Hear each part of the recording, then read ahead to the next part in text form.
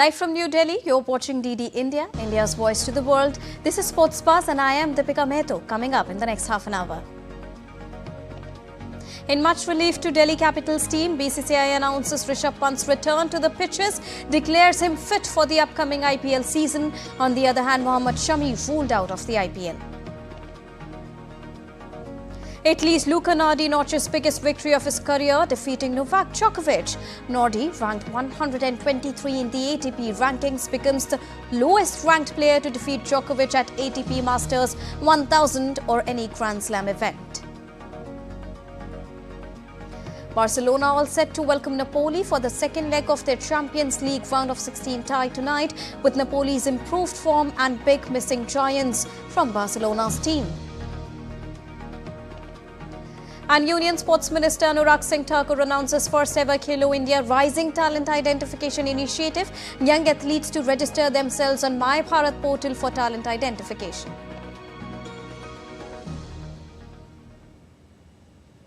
So those were the top headlines of the day that we are tracing for all our viewers here on Sports Buzz. And now to get you the latest from the world of cricket.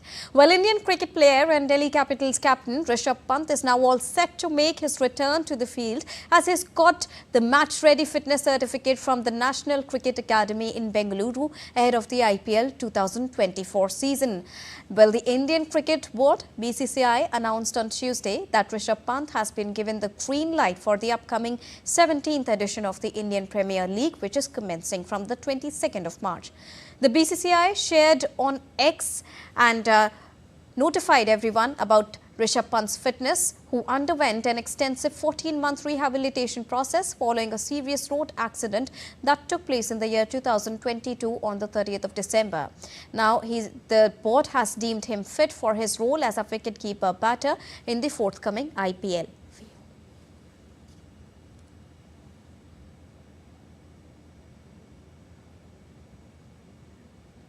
Moving on, Australian cricket coach Andrew McDonald has said that Steve Smith's stuttering outings as opener have come under scrutiny, but also hinted that the prolific batter is set to continue in his role at least until the home series against India later this year. Now, India will visit Australia between November this year and January next year to defend the Border Gavaskar Trophy, which it has retained in the year 2018-2019 and 2020-2021. McDonald said, and I quote him here, "They await challenges against India and I think it will be an internal motivator for him. He wants to open. It's a position that he came to us around and we know that he can make it work." Unquote. Now, Smith was moved up to the pole position from the series against West Indies in January this year after David Warner retired from tests after the home rubber against Pakistan. Staying on cricket, well, past few years have not been really ideal for West Indies cricket after failing to qualify for the T20 Cricket World Cup that took place in Australia in 2022. Also, they missed the cut for the 50-over World Cup in India. Head coach Darren Sammy is in no mood to tolerate anything below this time when T20 World Cup kicks off at their home ground. Now, Sammy has said that their team boasts a dangerous batting lineup and they just need to assign specific roles for its bowlers to be fully prepared for the home T20 Cricket World Cup in June. Now, cricket's shortest format remains a strong suit for West Indies, which won both its T20 Cricket World Cup titles in 2012 and 2016 under Sammy's captaincy. It also won T20 International Series against South Africa, India and England in 2023 and posted 3 successive 200-plus scores in Australia earlier this year, despite losing the series by 2-1. Further to this, Darren Sammy said, and I quote a statement here, "It sends a strong message to the world from our batting group that West Indies is a dangerous force. I said it before to my guys. I said to them, I've seen this team before, this type of power, the explosiveness." Unquote. Well, it was a team that he captained before. So he further said, "To see it 8 years since I left the game, man, it's exciting times for us in the World Cup in coming June." Unquote. So remains to be seen how West Indies will gear up for the upcoming season and international tournament. Moving on in sports buzz, now let's get you update from the world of tennis. World number one Novak Djokovic was stunned by 6-4, 3-6 and 6-3 by Italy's Luca Nardi in the third round of Indian Wells. The 20-year-old Italian, who grew up idolizing Djokovic and is ranked at 123rd position in the world, played the match of his life to defeat the Serbian, dropping his racket and putting his hands over his face after firing an ace out wide to seal the victory. The world number one saw his hopes of winning a record sixth title dashed by the 123rd ranked lucky loser Nardi. Congrats to him for particularly in the third set playing some great tennis. I watched him play. You know, I didn't know much about him, but I watched him play and I knew that he possesses great quality tennis from the baseline, especially the forehand side. Moves well, very talented.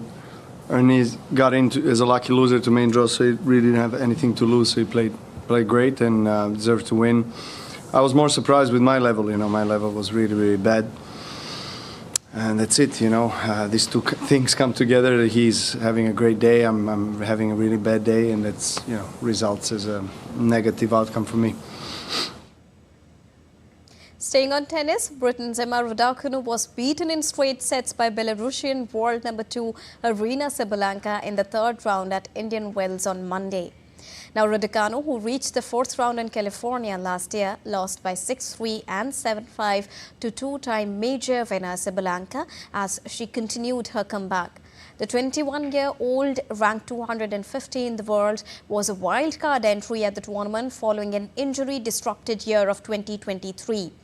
Now, meanwhile, in her final match as a teenager, Coco Gauff, the US Open champion, reached the fourth round with a 6-2, 7-6 victory over Lucia Bronzetti. On to badminton now. Following India's triumph at the French Open, India's top men's doubles duo of Satvik Sairaj, Ranki Reddy and Chirag Shetty will set their eyes to the All England Open Badminton Championship 2024, which is scheduled to start in Birmingham on Tuesday. BWF World 1000 event, which is the All England Open, is arguably the most prestigious tournament on the BWF World Tour calendar. Only Prakash Padukone and Pulela Gopichand are the two Indians to have ever won the All England title in men's singles category. The duo will be aiming to become India's first doubles team to clinch the coveted title this year. Satvik Chirag will play against three times world champion Indonesian Muhammad Ehsan and Hendra Satyavan on Tuesday.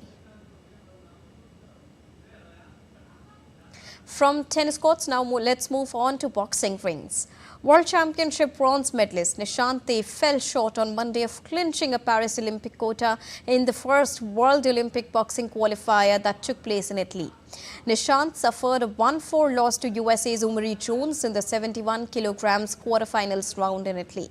The 23-year-old, who won the featherweight bronze at the World Championships last year, fell behind in the bout where the winner was guaranteed a spot at the upcoming Summer Games in Paris. The Indian boxers will get a final chance to obtain quotas for the upcoming Paris Olympics at the second World Qualification Tournament, which is scheduled to be held in Bangkok from the 23rd of May and they will go on till the 3rd of June.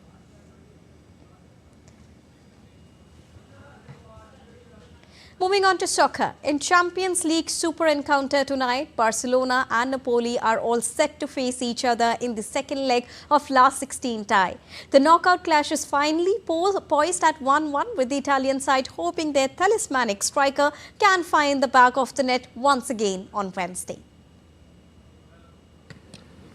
Ahead of their trip to Barcelona to face the La Liga side in the second leg of last 16 tie of Champions League, Napoli trained at their base in Italy on Monday. Napoli have the chance to redefine a disappointing season when they take on Barcelona in Montjuic in what the head coach Francisco Calzona called the biggest match of the season. Clearly for us, tomorrow's match is very important. It is the game of the year, even though we still have to make up ground in the league, because we still have the chance to improve our league position. So it's another incentive to finish the season in a good form. It's an important match to get through to the next round, both for the fans as well as the team's enthusiasm. A livello di entusiasmo per la squadra. Napoli are unbeaten so far under Calzona's tenure with the 3 draws and 2 wins as they seek to claw their way back up the table into Champions League spot for next season. Meanwhile, for Barcelona, it will be their most important game of the season, according to head coach Xavi Hernandez. Mañana es una oportunidad muy grande para estar. It is a very big opportunity to win the quarterfinals and be among the 8 best teams in Europe. We are among the top 16. It is about taking a step forward and being among the top 8, but without fear of anything. No problem. We haven't been in the quarterfinals for 4 years. We have to try to do it again, but without fear. With Barcelona third in La Liga, 8 points behind leaders Real Madrid, Europe is now also the priority for Xavi Hernandez, who announced in January he'll be standing down as the head coach at the end of the season. The last time the 4-time champions won a Champions League knockout game was in a 3-1 home win over Napoli in 2020, having exited in the group stage under Xavi in the last 2 seasons. Sports Desk, DD India. Staying on soccer, injured Gabriel Martinelli missed training ahead of Arsenal's Champions League last 16 return leg against Porto, but manager Mikel Arteta refused to rule out forwards' availability for the clash. Martinelli sat out Arsenal by 2-1 victory over Brentford in the Premier League on Saturday after the Brazil forward was substituted during last Monday's 6-0 victory, having suffered a cut to his foot.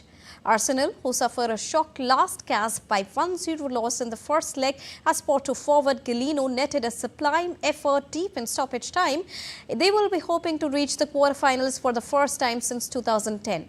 The Spanish manager underlined the importance of the fans giving their all in the stands in the home clash, adding that the atmosphere between the players is exemplary. It's incredible. I don't think that they realize.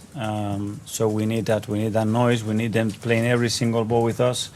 And we need that emotional control as well, you know, to understand that the game can go through certain phases and we have to be really intelligent to push in the right moments to get what we want. But it's a beautiful opportunity to live those nights. It's been 14 years. So everything that we put in there is going to be worth it. Porto manager Sergio Conceição says his side will play with no fear when they take on Premier League leaders Arsenal in the second leg of the Champions League round of 16 on Tuesday. Porto, who are celebrating the 20th anniversary of their underdog run to the Champions League title, will be hoping to reach the quarterfinals for the first time since 2021, while Arsenal have yet to make it to the last 8 since 2010. Brazilian winger netted a sublime effort deep in stoppage time of the first leg to give Porto a 1-0 lead to take the Emirates home. Now, Conceição was also keen to point out the financial disparity between the two sides, with Porto now the lowest ranked team in the competition by market value following Lazio's elimination last week.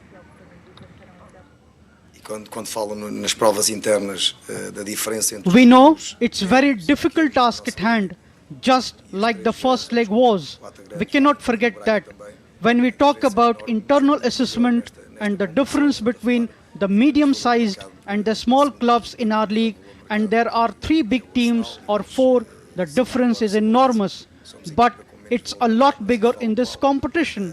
We are talking about the team with the second highest market value, and us, we are now, after Lazio elimination, the team with the lowest market value left in the competition. For whatever that's worth, once the ball starts rolling, there is quality on both the sides. The coaching staff of all 16 teams in this phase of competition is very competent. Chelsea eased some of the pressure on coach Mauricio Pochettino with a 3-2 home victory over fellow mid-table side Newcastle United in the Premier League, with Cole Palmer, the Blues' best player this season, creating 1 goal and scoring another. The victory left Chelsea in 11th position, which is a point and 1 place behind Newcastle, but with a game in hand.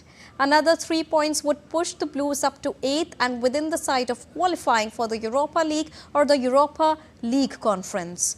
Both the clubs have failed to live up to their hopes of their deep-pocketed owners with Newcastle manager Eddie Howe under just as fierce a spotlight as Pochettino at Chelsea. Now, Chelsea's only hope of silverware lies in the FA Cup, and they have a last-8 tie against second-tier Leicester City at home on Sunday. Newcastle must try to bounce back in the time for their own quarter-final round, which is a trip to Man City on Saturday. We are moving for a short break here on DD India Sports Pass, but still to come. Cristiano Ronaldo's Al Nassr crashes out of the Asian Champions League in the quarter-finals round. And the Indian team is out of the Test T20 Cricket World Cup after losing to Sri Lanka.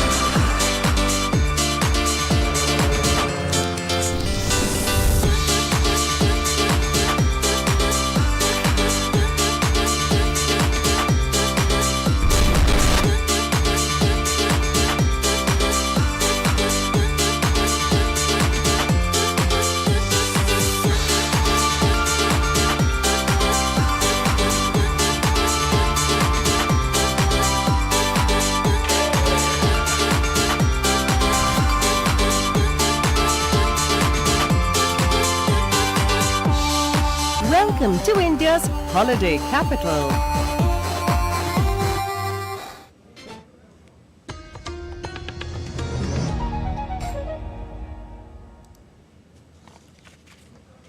Welcome back after that short break. You are watching DD India Sports Pass with me, Deepika.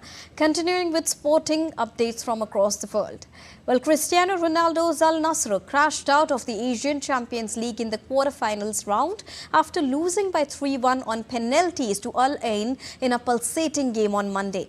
Al Nassr overturned a 1-0 first-leg deficit to win by 4-3 on Monday, but with the contest ending at 4-4 on aggregate, the players headed into a shootout from which Al Ain prevailed.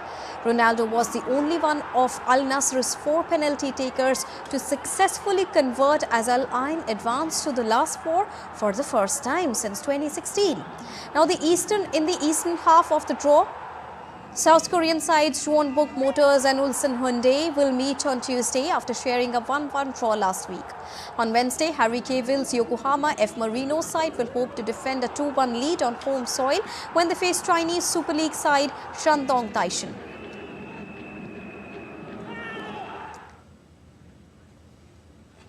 Moving on, India's Sports Minister Anurag Singh Thakur has announced first ever KIRTI program, that stands for Khelo India Rising Talent Identification Initiative.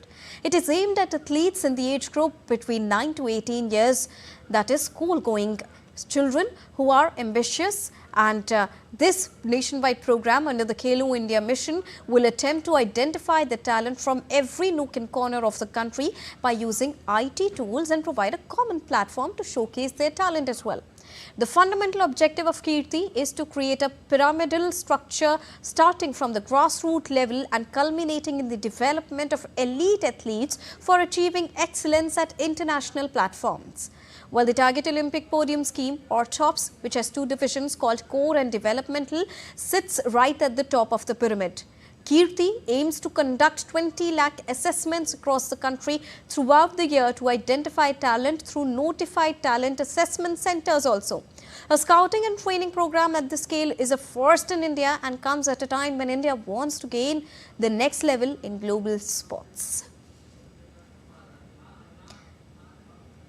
India's Ministry of Youth Affairs and Sports also approved weightlifter Mirabai Chanu's proposal to train in Paris to prepare for the upcoming Olympic Games. Mirabai, who won a silver medal in the Tokyo Olympics, will head to Paris nearly a month ahead of our Olympic event to acclimatize to the weather and also prepare for the mega event. During the Paris training camp, Mirabai Chanu would be accompanied by 2 coaches and a physiotherapist, with expenditures being covered under Target Olympic Podium Scheme's funding. Other proposals approved by the Indian government were financial assistance for hiring of video analysts for badminton players Chirag and Satvik, extension of contract for weightlifter Jeremy Lal Ringua's physiotherapist, and financial assistance to track athlete Amol Jacob. Moving on in Sports Bus, now let's get you update on domestic cricket. Mumbai are at the driver's seat right now against Vidarbh in the finals of the Ranji Trophy 2023-24 at Mumbai's Wankhede Stadium. Mumbai have consolidated their position on day 3 and they have a total lead of 516 runs till the last reports came in. Mushir Khan smashed 136 runs while captain Ajinkya Rahane hit 73 runs. Shreyas Iyer also scored magnificent 95 runs to give Mumbai a strong chance to clinch a record 43rd title.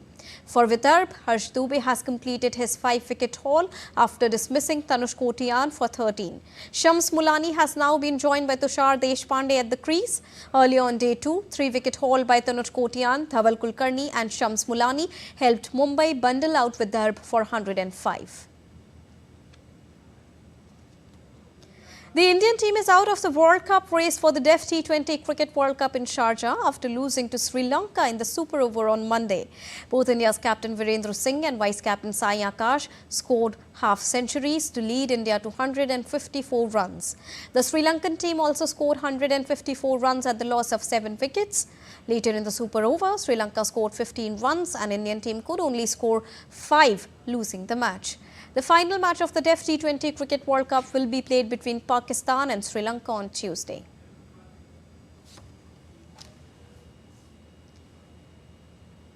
Defending Olympic champion British BMX freestyle gold medalist Charlotte Worthington is preparing for Olympic Qualifier Series event that will take place this year in Shanghai in the month of May and Budapest in June, as she is looking forward to seal a place at the Paris Olympics as well.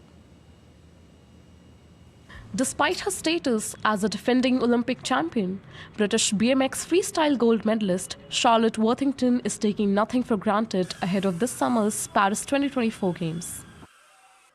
Worthington knows what it takes to stand on top of BMX freestyle podium. At the last Olympic Games, Tokyo 2020 and 2021, the British rider became the inaugural Women's Olympic champion in the event. But her place at Paris 2024 isn't yet secure.